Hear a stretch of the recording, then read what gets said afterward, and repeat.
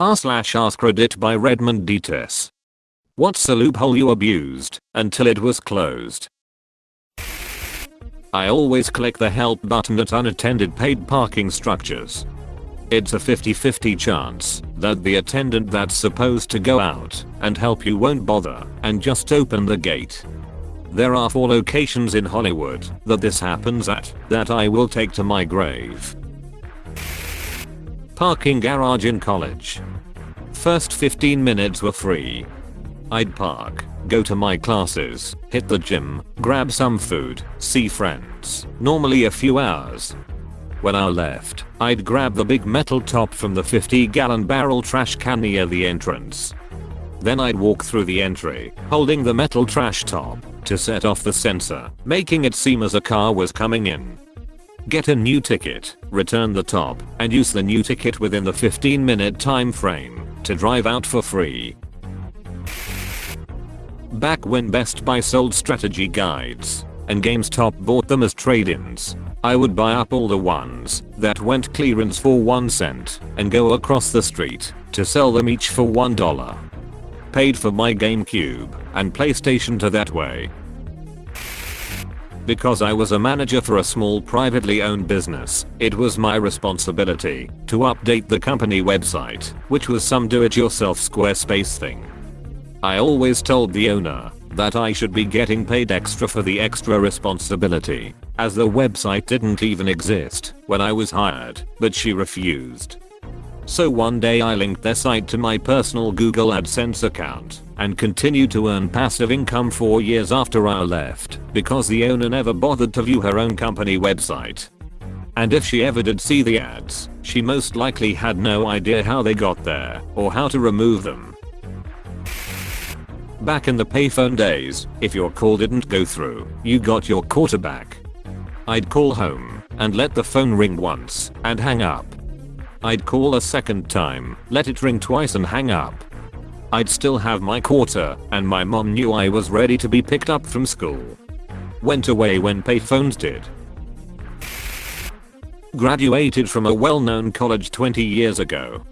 Still had my student email and would link it to Prime, Adobe, and all the student discount deals. Finally got deactivated this past year though. Haha, it was immediately closed. I only used it once, but maybe others got a few trips out of it. In 2001, I bought an airplane ticket online, and the site had a new feature to pick your own seat. I was like, whatever, front row. First class on an economy fare. It wasn't really a loophole, but my local library, when I was a kid, did a drawing every month to win a personal pan pizza from Pizza Hut.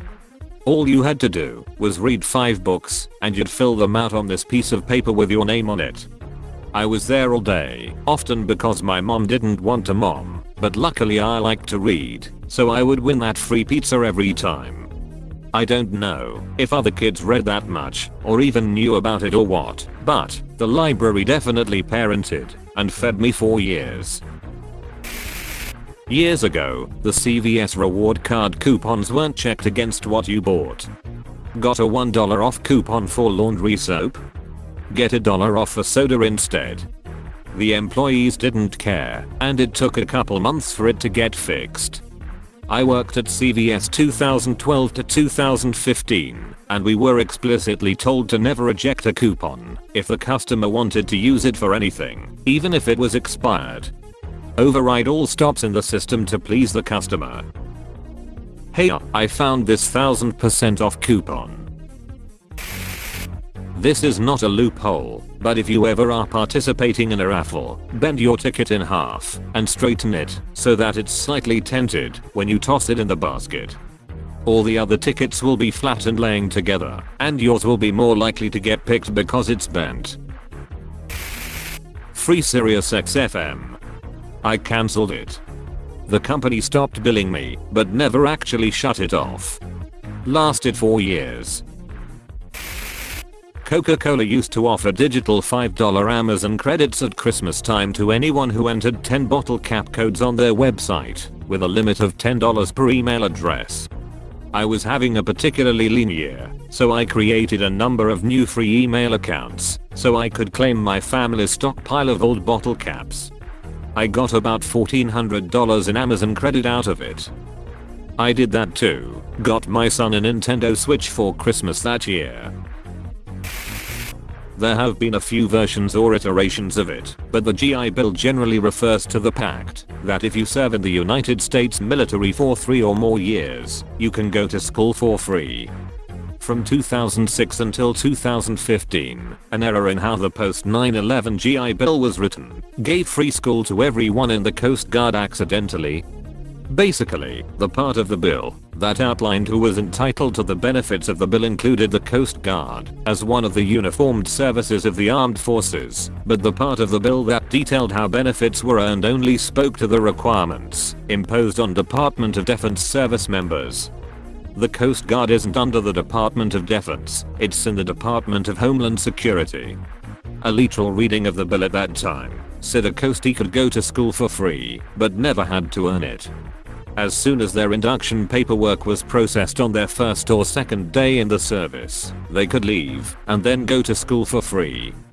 Thanks for sending me to grad school, America. When I worked at GameStop, I would tell everyone to get a warranty on any console, especially if it's used or refurbished. Not because it will break, but so you can get a new console every year. As long as you had that warranty, we had to exchange the console. If you bought a used one or refurb, and we didn't have the same one, guess what? Someone is getting a new console. If you had the old model and the new Xbox Series S came out, guess who is getting a new Xbox Series S? You could bring in the console, smash on the floor in front of me, and I had to replace it with what we had.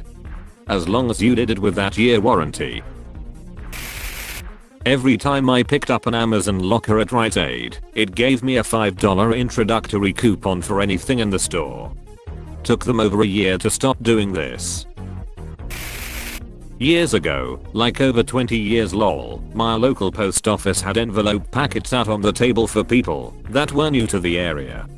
You didn't have to ask for them, they were just there, a lot of them. They were similar to mailers you get with coupons each week or month, or whatever, but there was a little gem with all those worthless coupons. It was for $20 off at Sears. No minimum purchase, could be used on anything at all, including sales and clearance items. They had text that said 1 per household, but there was no tracking when you used it. Aside from that, there were zero stipulations. I would grab a few of them each month until they ran out, like 8 or 9 months later. I passed them out to friends who I knew could benefit from it too. I primarily got stuff for my kids. I'd scour the clearance racks and have piles of extremely marked down kids' clothes. I remember loading up on towels during a really awesome sale they were having. And honestly, most of the cashiers were unfamiliar with the coupon, but they would just process it. Being a single mom with little financial help, it was a godsend for me. At one of the border crossings here in British Columbia, the duty free is almost right at the border booths, maybe a 10-minute wait. If you purchase something at the duty free and show a receipt upon exit, they let you into the line right at the border booth essentially. So, whenever there was a line longer than 25 minutes, I would cut down the side lane, buy a water bottle or chocolate at the duty free for $4, then bypass hundreds of cars. Massive time saver, especially during peak crossings.